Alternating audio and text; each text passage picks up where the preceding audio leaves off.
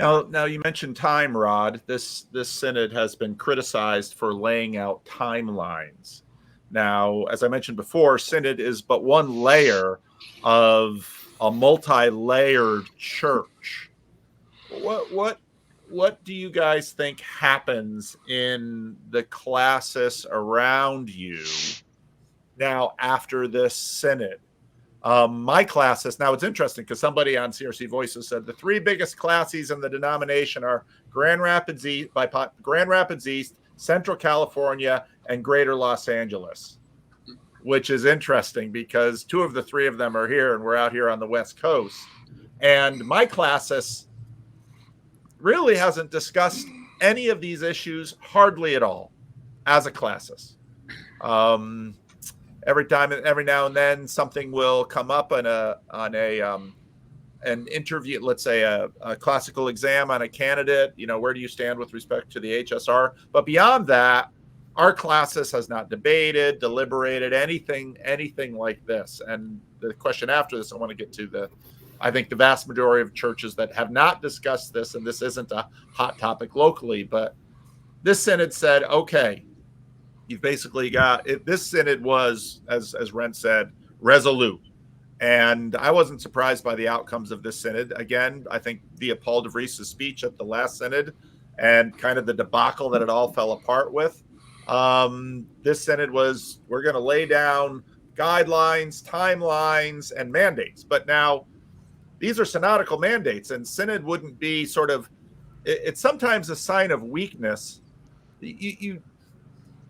If you're in a store and you watch a parent with a child who's sort of having a fit, you sort of understand the weakness of the parent by how exaggerated the punishment threats become.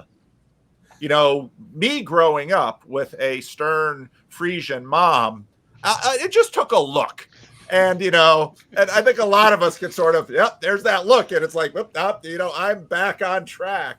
But when you watch a parent that's just sort of, there's every imaginable threat coming down the pipe out of that person's mouth. To me, it says either this person never follows through with their threats or is unable to follow through with their threats. And so in some ways, a synod making really hard and fast rules says something about the weakness of, let's say, the shared culture, the internalized discipline, all of these things that create a community. Mm-hmm. So and we're all from different classes, and our classes are in different places. But what do you think happens next, Bren? I think, well, again, I'll say I think that part of my classis will say that has to be upheld, or our whole classes could leave too. I mean, we're holding to these ideas and we're trying to covenant together. And if we find that synod can't uphold the covenants and can't enforce, then then that's the other way the church goes away. Is that these are ideas that it's a divisional issue, and so we have to allow it at some way to divide us. Yeah, synod put out some, this is the way that we think it will divide us, but that's not the only way that it could happen. So, I guess people would say that we're putting out a marker of the true church. Okay, who's on board? And so, I don't know. Those are bold statements, but, and I watched Eastern Avenue's Sunday service. I watched Neelan's Avenue's Sunday service this week, and I think they are of the idea, this mark or this line has been put down, and we've been told, we've been kicked out, is language they're using. They've been, the discipline is a discipling. You heard that a lot. We don't want submission. Is what, is a good word. And I hate to say that, but they're not, if there's not submission, then there has to be that separation, I guess. Yeah, it was hard watching those services. I don't know if any of you did that as well this week, but it was really challenging because It's family. It's the Mentics on Sunday. It's hard. Yeah. It's family. Yeah. What do you think, Rick? What happens next? Well, I think you're right in that, it goes to the classis, and again, there can be a weak link there. It's like who in the classis is actually aware of the decisions that have been made. A lot depends on who went to classis or who went to synod from the classis, how clearly the results of those decisions are communicated to classis. I know, like, one of the things that came out was, okay, now we're gonna sign the covenant of office bearers, yearly at classis, to kind of elevate that issue. But like your classis, Greater Los Angeles, we really haven't discussed these things at length. We really haven't needed to, per se.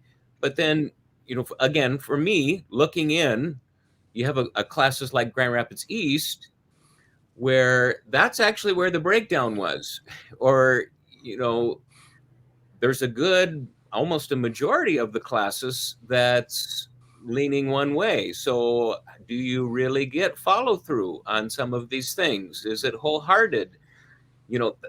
To me, that I have questions. It is an open question. And being on our committee, I was on Aaliyah's committee too, and just, it was an unusual experience. It was unlike any of my prior ones. So, but we heard of other actions going on in different classes where the disagreement at the classes level, bubbles to the surface, and it can be a little bit of politicking even at the classes level. And so it's an open question, but I do think people who are in support of the decisions coming from Synod, they have something to take back to their classes and kind of say, wait a second, these are the things that we've decided. What about this? What about that? Just kind of elevating those questions again. Okay. Now, Rick and I are both synodical deputies, so we get the chance to visit a lot of other classes. And Synod is a very uniform thing. There are rules about it. It's paid for. I've noted in previous episodes that the number of, let's say, delegates or even alternate delegates is diminishing. But classes are, you walk into a classis meeting, there are times when you walk in as a synodical deputy and you have no idea what you're going to find. The level of church order compliance, the level of, and then you get the Korean classes. I mean, I'm sorry to name you out. I mean, Arizona, it's a very odd small classis. Yellowstone's kind of the same. Both of these were classes that were sort of split off of larger classes because they were hoping they would grow, and maybe they didn't. And so the classical world is wild compared to the synodical world. It really is. David, what do you think happens after the Synod? You're in Classis Toronto, so. Yeah. We're in for an interesting year. Well, and I'm new in Classis Toronto, and so I hate, in a way, speaking for it. But I've also been, now I'm the chair of the interim committee. So lucky you. Yeah, lucky. I know. And kind of the last man standing. It's a bit of a theme, I think, in Classis Toronto. We have about maybe a quarter of our churches that do not have pastors and can't find them because high cost of housing and people may be unwilling to move. And so you have a lot of vacant churches. So we have pulpit supply. And now we have probably a few churches in our classes that are on limited suspension, but we need them for pulpit supply. But can they do that? I don't know. So when we have votes at our classis meeting, they generally tend to tilt progressive. But we also are having trouble talking about it, and we made a decision at our last meeting to not talk about it. And I was, guys, this is the only thing we really need to talk about is our future together. We need to have heart-to-heart conversations about our future together. So what I like about what Synod did is it's going to force us to have heart-to-heart conversations about our future together. So I'm thinking from sort of the Classis leadership perspective, how do we do this well and not just react? So do we have some sort of retreat? What do we do to get us in the same room to talk? And like the other thing I think is important, like this isn't if the denomination was split, if Synod was like more like 60-40, you'd have a lot more people kind of wanting to just hang on and see what happens. I think the benefit of this being so decisive over the last 3 years is for the progressive churches, it's clear now where the denomination stands, and they have to make a choice about, can we continue to participate with this? Can we submit to this? I think for the progressive churches in my classes, I don't think they'll want to anymore to submit to this. But I don't know. We have to have those conversations. But Classis Toronto had 7,000 people in it in 2002, and now we have just over 2,000 people in it. 25% are vacant. A lot of churches under 100. We're just not in a great place to have a big fight and survive it. So I'm hoping that we can find gracious, gentle ways to have honest conversations with one another over the next 8 months, and then hopefully make some decisions. But I have a feeling it's just going to be really hard.